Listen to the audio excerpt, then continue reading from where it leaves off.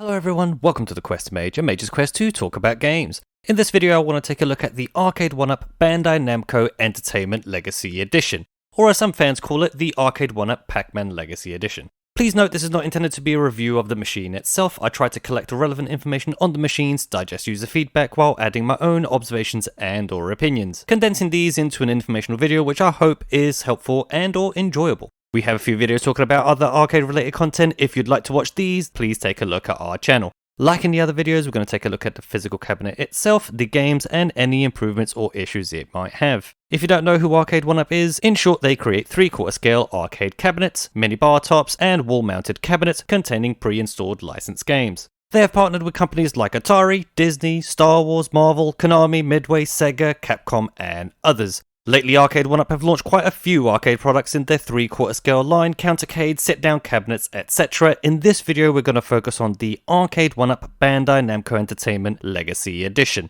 Let's take a look.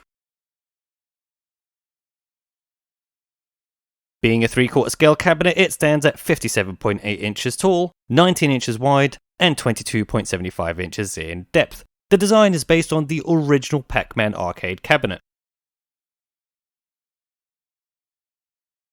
The Arcade1UP Bandai Namco Entertainment Legacy Edition comes with the flat pack wood with pre-installed graphics, a good quality 17-inch vertical screen, the control deck.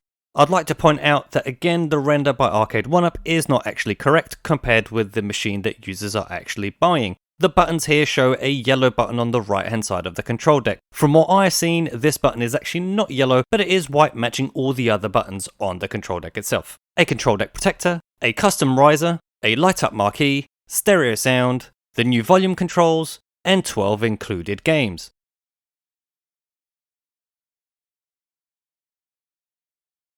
As far as the games are concerned, 11 of these games are vertical and 1 is horizontal. The game list is as follows: Pac-Man, Galaga, Galaxian, Pac-Land, Pac-Man Plus, Super Pac-Man, Dig Dug, Pac-and-Pal, Pac-Mania, Mappy, Dig Dug 2, and Rompers. As I mentioned before, there is one horizontal game, and that is Pac-Land. If you're a fan of Arcade1UP's products, then you'll probably know that Arcade1UP has made, a few Pac-Man themed cabinets. From their first Pac-Man cabinet to their Pac-Man cocktail cabinet, the 40th anniversary edition, the Countercade, the Dig Dug Countercade, Galaga Countercade, and basically they've taken all of these and put them all together into this one cabinet. I know there are more Pac-Man or Bandai Namco cabinets, but I'm not going to go through all of these in this video, and I think you get the idea. Dip switch settings. In this cabinet we do once again have dip switch settings, which give you the capability to change the difficulty level, how many lives, the speed of each game, and whether pixel smoothing is switched on or switched off, which I'll get to in a second.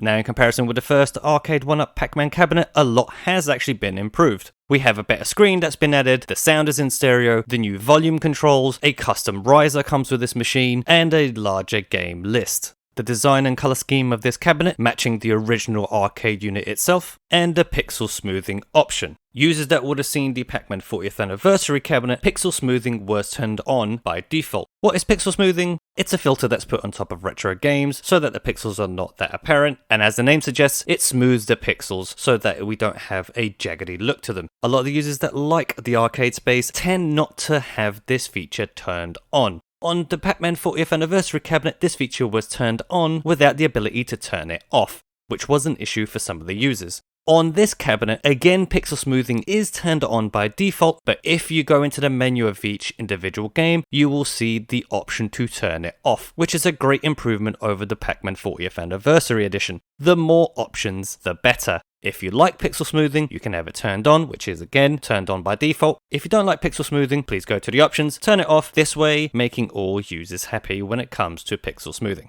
Covers for screws. I am mentioning this in the improvement section as I don't really think this is something to be fixed or that is broken. I see this as something that could be improved for future cabinets. On a few Arcade1UP cabinets, the screws on the side of the cabinet really stand out. This for me is one of those cabinets. Users have mentioned for a while that this is an issue for them. If we take a look at the side of the Bandai Namco Legacy Edition, you can really notice the screws, at least in my opinion. these 4 screws here on each side. All it would take would be some screw caps, and the cabinets would look much better. Something like this. I think this is an improved look on what we have at the moment. If that was a bit small, here's an enlarged version. Here are the 2 screws that you can see once the cabinet is assembled. This is what it could look like with some cheap screw caps put on it. Don't you think that's better? I do really think that's an improvement that Arcade1UP could do. So Pac-Land, as I mentioned before, is a horizontal game that on this cabinet, as it has a vertical screen, it looks small. Nothing wrong with that, but I do think that if you have a vertical screen, you should pretty much try and keep all the games in a vertical orientation. Maybe take Pac-Land out and replace it with another vertical game. What do you all think? Do you like having games with a different orientation to the screen itself? Horizontal games on vertical screens? Vertical games on horizontal screens? Let me know in the comments.